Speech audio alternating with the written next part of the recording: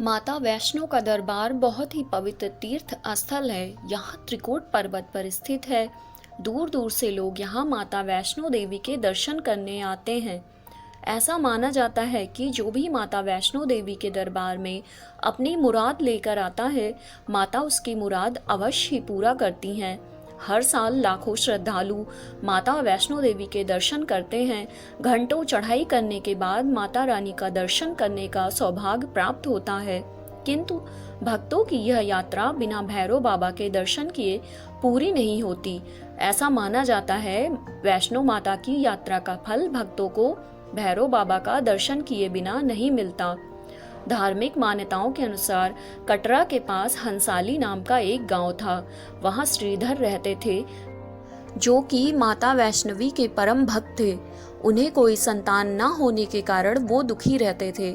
नवरात्रि पूजन के अवसर पर उन्होंने कुंवारी कन्याओं को बुलवाया। इसी कन्याओं में माता रानी भी कन्या बनकर बैठ गईं। तब से यह भी माना जाता है कि जो भी अपने घर कन्या पूजन करवाता है, माँ आशीर्वाद देने उन्हीं कन्याओं में आकर बैठती हैं। कन्या पूजन के बाद जब सभी चले गए तो कन्या के रूप में माता रानी ने श्रीधर से गांव के सभी लोगों को भंडारे के लिए निमंत्रण देने को कहा। श्रीधर ने गांव के सभी लोगों के साथ साथ गुरु गोरखनाथ और उनके शिष्य बाबा भैरवनाथ जी को भी निमंत्रण दे दिया। निमंत्रण मिलने पर गांव के सभी लोग श्रीधर के घर भंडारे में पहुंचे। कुंवारी कन्या के रूप में माता वैष्णो देवी ने सभी को खाना परोसना शुरू किया। पात्र से भोजन खत्म होने का नाम ही नहीं ले रहा था।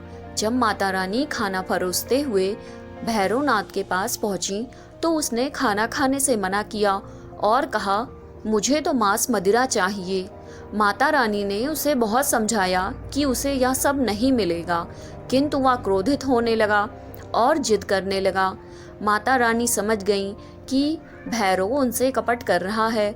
माँ जाने लगी तो भैरव उनका पीछा करने लगा। भैरव माँ के हाथों से मोच चाहता था, इसलिए वह उनका पीछा करने लगा। माता रानी त्रिकूट पर्वत पर एक गुफा में छुप गईं और वहां उन्होंने 9 महीने तक तपस्या की।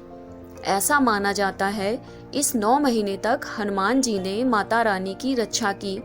कुछ समय पश्चात जब भैरव माता रानी को ढूंढते हुए वहां पहुंचा तो वो गुफा के दूसरे मार्ग से बाहर निकल गईं।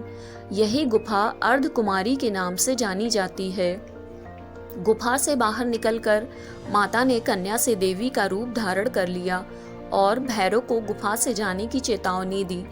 माता की रक्षा के लिए हनुमान जी वहीं थे। उन्होंने भैरव से युद्ध किया, लेकिन भैरव सिर्फ माँ के हाथों से मोच पाना चाहता था, इसलिए हनुमान जी भी उसे हरा नहीं पाए। तब माँ वैष्णो देवी ने महाकाली का रूप धारण किया और भैरव का संहार किया। ऐसा माना जाता है कि जिस रास्ते से भैरव बाबा ने माता रानी का पीछा किया, वही वैष्णो देवी का रास्ता बन गया। मृत्यु के वक्त भैरव ने माता से क्षमा याचना की। माँ ने उसे माफ कर दिया और वरदान दिया कि जो भी व्यक्ति मेरे दर्शन के लिए आएगा और तेरे दर्शन नहीं करेगा, उसकी यात्रा अधूरी मानी जाएगी। यही कारण है कि भक्त जब भी माँ के दर्शन के लिए जाते हैं तो भैरव बाबा के दर्शन जरूर करते हैं। ये रास्ता एकदम खड़ी चढ़ाई है, लेकिन माँ और भैरव बाबा की कृपा से भक्तों को चलने में कठिनाई नहीं होती। अगर आपको मेरी स्टोरी अच्छी लगी तो प्लीज़ मेरे चैनल को सब्सक्राइब करना ना भूलें।